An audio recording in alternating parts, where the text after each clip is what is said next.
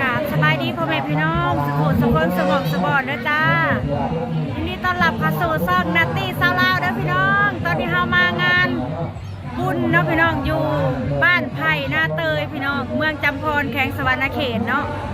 เรามากับแม่แก้มบุ้มแต่ว่าเพิ่นแยกง่ายกันไปพี่น้องตอนนี้กะ15พี่น้องมาเบิ่งงานลอยกระทงเนาะพี่น้องเนาะปีหนึ่งมีเธอหนึ่งเนาะงานลอยกระทงพี่น้องก็คือผลจัดงานลอยกระทงเนาะพี่น้องแต่ก็บริจัดทุกบ้านเนาะก็จะมีเป็นบางบ้านเนาะพี่น้องเนาะแล้วนี่ก็เป็นเสาหัวแป้วพี่น้องถ้าก็จะพาพี่น้องไปเบิ่งเด้อแล้วการที่ว่ามีหลายคนถามเข้ามาว่าน้องนัดมีคู่ลอยกระทงบ่มีเด้อพี่น้องบ่มีก็ลอยคนเดียวก็ได้เนาะพี่น้องเนาะเพราะว่าแต่ละปีก็บางปีก็ไปบางปีก็บ่ได้ไปเนาะคือลอยกระทงก็แบบว่าบ่อยากหาคู่เนาะพี่น้องเนาะคนเดียวก็ได้เด้อจ้าตอนนี้กับสิพาพี่น้องเบิ่งบรรยากาศในงานเนาะพี่น้องมีแบบว่าคนส่วนมากเนาะเพิ่นการเตรียมลอยกระทงกันแล้วก็แม่ค้าเช่าขายกันหลายพี่น้องแล้วก็มีวงหมอลำเรื่องเนาะพี่น้องเนาะหมอลำเรื่องซื้อวงบางอ่อนทอนใจเนาะพี่น้องเนาะวงเก่าวงเดิมคนก็ติดแห้งเนาะพี่น้องเนาะคนมักส่วนมากกันคนลาวเนาะเป็นแบบผู้เฒ่าบ่หรือว่าวัยกลางๆเนาะส่วนมากเพิ่นก็สิมักแบบหมอลำเรื่องนั้นตอนนี้ 90% แล้วพี่น้องคนมักหมอลำเรื่องเนาะอัน 90% แล้วเพราะว่าคนเขาดับหมอลำเรื่องอยู่ไซคนน่ะหลายอยู่หันเนาะพี่น้องเนาะคนน่ะก็หลายพี่น้องเอ้ยจนแบบสิบ่ได้ยินเสียงเฮาก็ขอโทษขออภัยเด้อพี่น้องเด้อฉะนั้นเฮาก็จะพาพี่น้องไปเบิ่งบรรยากาศก่อนเด้อพี่น้องไปเบิ่งนำกันเลยบรรยากาศพี่น้องตอนนี้เฮาก็มาเปิดคลิปอยู่ในงานนี่แหละเนาะคันว่าสิออกไปข้างนอกก็แบบ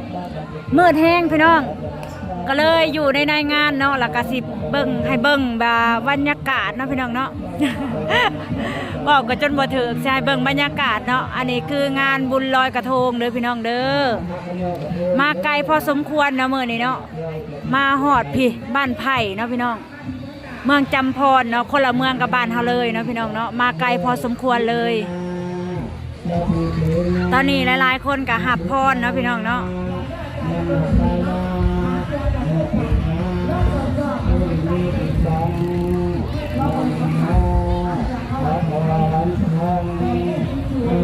กสิมีแม่ค้าเศร้าขายน่ะหลายพี่น้องอันนี้เป็นเทศกาลงานบุญลอยกระทงพี่น้อง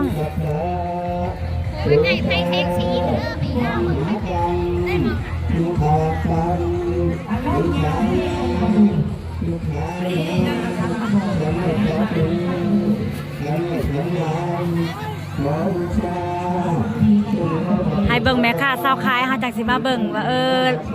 อันกระทงเนาะพี่น้องเนาะ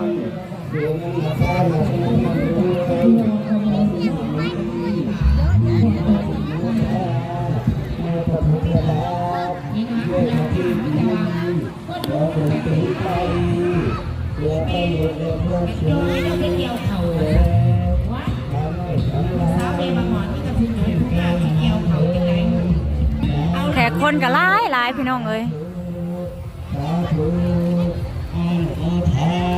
ถ้าว่าบ่ได้ยินเสียงน้องนัดก็เบิ่งภาพบรรยากาศเด้อพี่น้องเด้อเบิ่งภาพบรรยากาศในงานเนาะ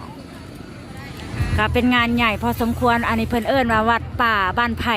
อันใกล้บ้านนาสานเนาะพี่น้องเนาะเพิ่นเอิ้นว่าวัดป่าเนาะเพิ่นก็หาแต่ว่ารายได้สร้างสมทบกับสร้างซิมเนาะพี่น้องเนาะซิมที่แนมเห็นนี่แหละเนาะเพิ่นยังสร้างบ่แล้ว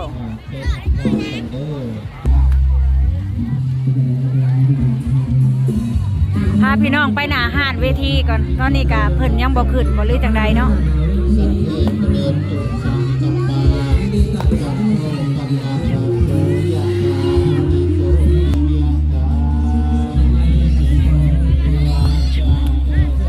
อันนี้เป็นของที่ว่าเด็กน้อยมากเนาะพี่น้อง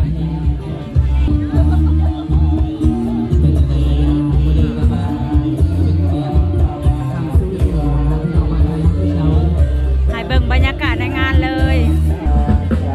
ถ้าในบ้านในบ่ได้บ้านผมเนี่ยมันสิให้เบิ่งแล้ว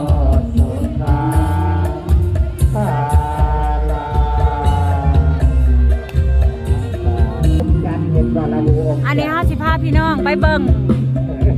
หน้าเวทีเลยเนาะว่ามีคนร้ายหน่อยสำใด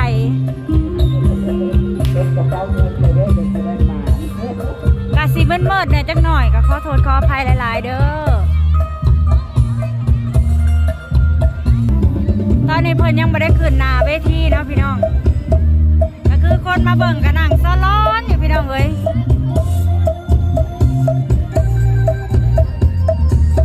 บรรยากาศมืดขนาดเลย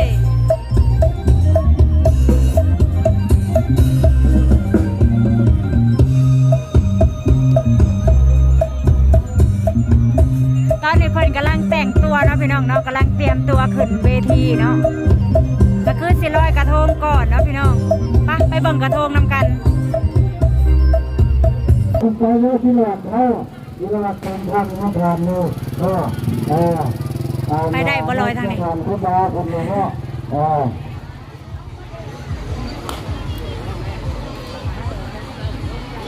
อันนี้คือบอนติดอันนี้เพิ่นเอิ้นว่าหยังก็กระทงบ้างพระดอกแต่ว่ายังบ่ได้ลอยบ่บ้างพระดอก3 บ้างโอ้กำลังบ่กำลังสิลอยกระทงตอนนี้เนาะโดยทางนี้ก็คือจุดเทียนกันเบิดแล้วเนาะพี่น้องเนาะเฮาสิได้ลอยน้ำลังหมู่เนาะโอ้ก็คือเพิ่นทำวิธีก่อนละค่ะย่าคู่หรือว่าย่าพ่อเนาะพี่น้องเนาะดวงตาเนาะสิลอยก่อนเนาะให้จุดเริ่มเวลาครูอาจารย์ผมลงไปไล่กันจุดเริ่มบ้างไฟดอกเนาะเปิดงานคือแม่ออกแม่ต้นก็คือสิลอยน้ำลังเนาะพี่น้องเนาะน้ำเล็กน้อยเล่นน้ำเด้ออยู่ในระยะ10 นาทีนี่เนาะหาดจะเป็นลูกคนไหนก็ถามเป็นเงาเนาะเป็นให้ล้มเพราะว่ามันเป็นระเบียบจนกว่ากระทงเนาะจะเด็ดตอนนี้กำลังเตรียมลอยกระทงเด้อจ้าย่านมันมันจะลอยมากเลยเนาะไม่ทำอะไรไม่หรอวะนี่เขาจะลอยแล้วการเปิดกระทงนะครับมาทานกุบาเจ้าแม่บ้านเปลยตอนนี้กำลังเตรียมลอยกระทงแล้วจ้าพี่น้องเย็นๆขนาดเลยนะใจเย็นๆด้วยใจเย็นๆได้แล้วมันจะเลือกตัวเองว่าระวังเมื่อกันไปกันมากันนะย่านเพื่อนใหม่กันเด้อพี่น้องเด้อถ้าคนร้ายแล้วก็แท้ๆทุกคนเป็นที่รู้ที่ได้ทำสิ่งนั้นทางเป็นเอาเงี้ยให้หน้าเงี้ยหน้าเลยอันเนี้ยเพียงได้คือจะนำหลักครูบาอาจารย์ถึงเลยแล้วว่างแล้วจัดจุดคนร้ายพอสมควรเนาะงานเนาะงานลอยกระทงสนับขอเชิญหาทักไอ้คนนับคิดนับใจกิจการลอยกระทงจะเล่นไปได้เล่นไปได้ได้กระทงสวยงามอลีพี่น้อง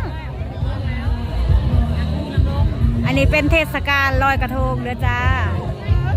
แล้วแต่พระซิโมเนาะยังออกเด้อยังออกเด้อจุดบ้านไทยแก่ยังออกเด้อจุดมาเด้อ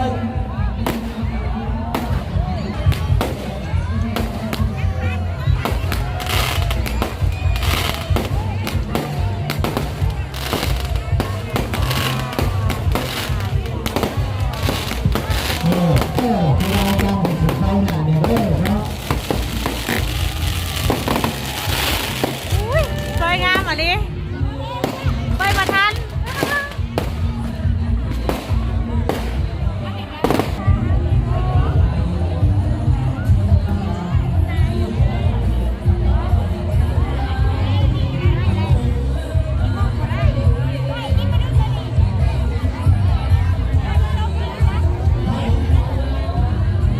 คนร้ายพอสมควรจ้ะพี่น้องคนร้ายลอยกระทงเนาะบรรยากาศแบบสวยงามเฮงเนาะอุ้ยพี่น้องเอ้ยสวยงามอลีกระทงเนาะลายเฮงเนาะ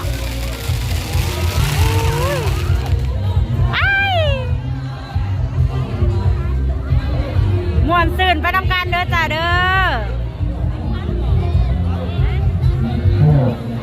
อยากได้เด้อให้ครูอาจารย์ถึงใจเนาะน้ำกระเซ็นเนี่ยเป็นน้องลงไปได้อะไรก็หัวตาได้เป็นน้องเด้อนั่งลงลงใจเด้อ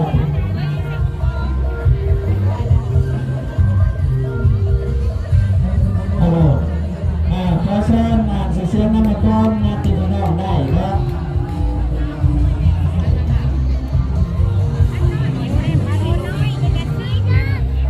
สบายเลยคอยไปคอยมาคอยกินคอยลงเด้อคนหลายอย่างอย่างนี้เกิดอุบัติเหตุป๊าดคนหลายแห้งอะไร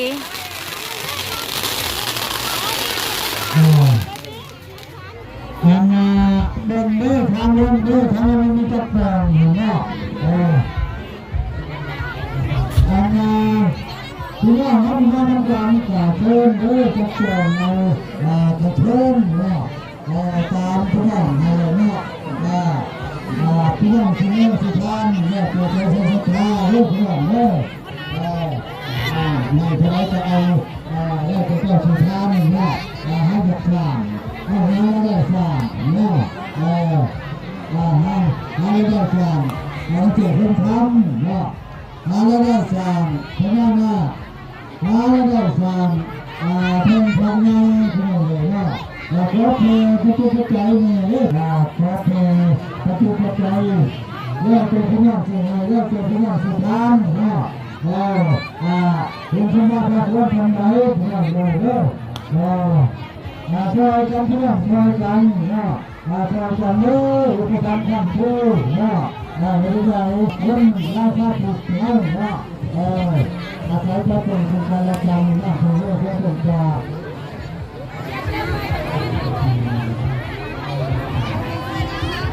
ผู้ใดมีขู่ก็ไปลอยเป็นขู่ผู้ใดบ่มีขู่ก็ลอยผู้เดียวเนาะ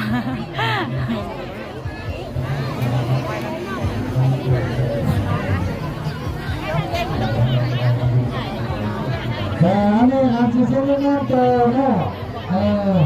มาจากสีสว่างอย่างนี้เป็นพระในสุพรรณบุรีก็จะไปต่อเนื่องกันพระกาอย่างนี้ทางหน้าสุพรรณบุรีเจ้าบ้านพระกาอย่างนี้ทางหน้าถ้าพันธุ์นั่งโดยอย่างนี้พระกาเรื่องเมื่อน้ำผิวด้านพระกาศเมื่อต้นพระที่ท่านคิดเจ้าเจ้ากาเมื่อถ้าเรื่องชวนคิดทั้งผิวคนหลายแหงพี่น้องลงยากเนาะเขาก็เลยสีถ่ายให้พี่น้องได้เบิ่งอยู่ข้างเทิงเนาะพี่น้องเนาะเมื่อต้นพระที่ท่านคิดทั้งผิวป้าตึ๊กด้านพระกาศเมื่อต้นพระที่ท่านเจ้าท่านผิวป้าใช้ด้านพระกาศเมื่อต้นนี่เขาก็ลงมาแล้วน้ำเกลือด้านพระกาศเมื่อต้นด้านพระเถรฐานเถาเมื่อต้นพระที่ท่านท่านผิวเมื่อออกที่ท่านด้านพระกาศเมื่อต้นพระที่ท่านท่านผิวเรื่องการในขาดด้านพระกาศเมื่อจะเป็นพระที่ท่านท่านผิวเมื่อต้นพระที่ท่านท่านผิวเมื่อเที่ยงด้านพระกาศเมื่อเป็นพระในพระพักตร์เมื่อออกบ้านเรานั่งดูบ้านเราได้เลยเมื่อคุณนะสมัยนั้นมาที่ท่านพูดที่ท่านพูดมาเข้าที่ท่านพูดมาโลกเข้าบ้านเราเมื่อต้นมันพูดเมื่อก็บ้านพักบาทเมื่อต้นที่ท่านพูดยัดใจที่ว่ายัดใจบ้านพักบาทแม่ต้นธรรมที่ท่านพูดท่านพูดถ้าบุญถ้าบุญเลยเมื่อต้นธรรมที่ท่านแม่ท่านพูดนั่งในป่านั่งยุบ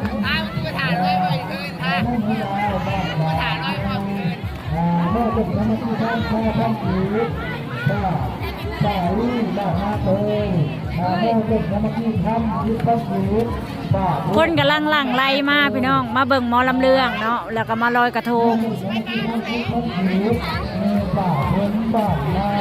ตอนนี้เขาก็ขึ้นมาข้างบนเนาะพี่น้องขึ้นมาเทิงแล้วเนาะก็คือคนก็ยังลอยกระทงกันบ่เบิดเนาะพี่น้องเนาะกำลังหลั่งไหลกันเข้าซื้อกระทงเลยเนาะ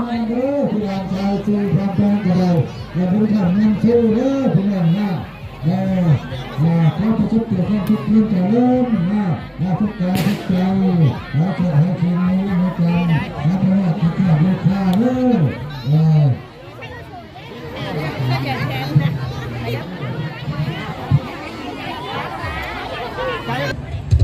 อะไรเด้อพี่น้องสำหรับคลิปนี้ก็ขอจบไปเพียงเท่านี้